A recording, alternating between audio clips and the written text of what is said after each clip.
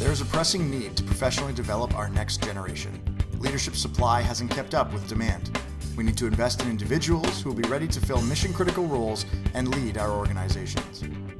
Next Gen Leaders is a collaborative community of seasoned consultants focusing on building an integrated approach to learning and development.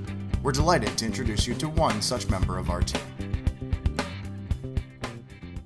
Hi, I'm Lynn Bennett, and it's a pleasure today to be interviewing Anita Shilton. And Anita, I just, I know that you're an executive coach. You've been out there coaching, and there's lots of different focuses and approaches that coaches are taking these days. Just wondering what your approach is and how that's unique. Right. Well, thank you for the question, Lynn, because I think the work I do in executive coaching is focused on a systems approach. Systems coaching is about understanding how to work with the executives so they'll succeed in the work context. Apart from issues of content, you have to be aware of the power dynamics that are at play in organizations today, and they're complex. So what that means is that you need to focus not just on the client, but you need to focus on three levels. On the client, on the teams the client is a part of, so where the client is the leader of the team and where the client is a peer reporting to a manager.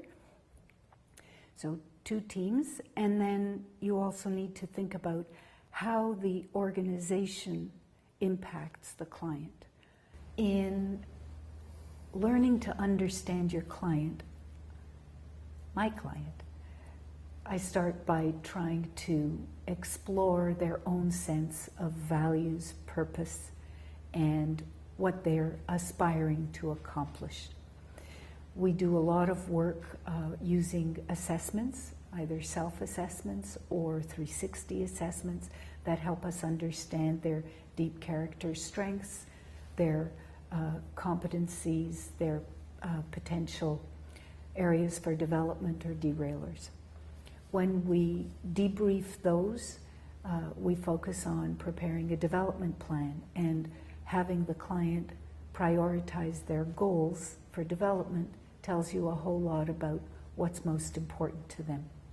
And then we explore accountabilities and authorities. What do you have to deliver?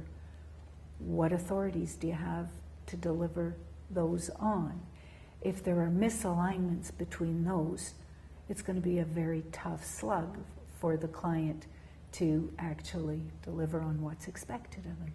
So we'll explore what can be done to take action on that, what can't be done, what are the choices that are open to him or her, and therefore what are the implications of that. In a systems approach to coaching, there are generally three kinds of goals.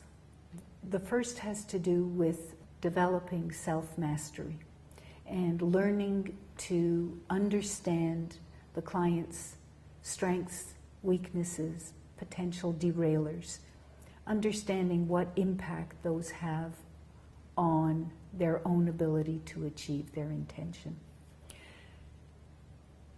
So those are internally driven issues, and they form the kinds of content you have to address in terms of the personal goals.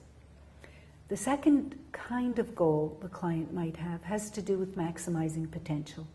And that's likely an externally driven goal. It'll be about competencies that are important to develop in terms of the succession planning process or the talent management process that the organization is driving. The third is about how to power the intention of the client. And that, again, is about how to help the client be clear about how what they're doing in the organization contributes to their own sense of purpose in work, their own personal values. And to the extent you can help them find what enables them to align their internal values and sense of purpose to what it is they want to accomplish, the more the success will be fulsome. And so you get to the issues of relationships and power relations and how to manage those so that there are win-win solutions.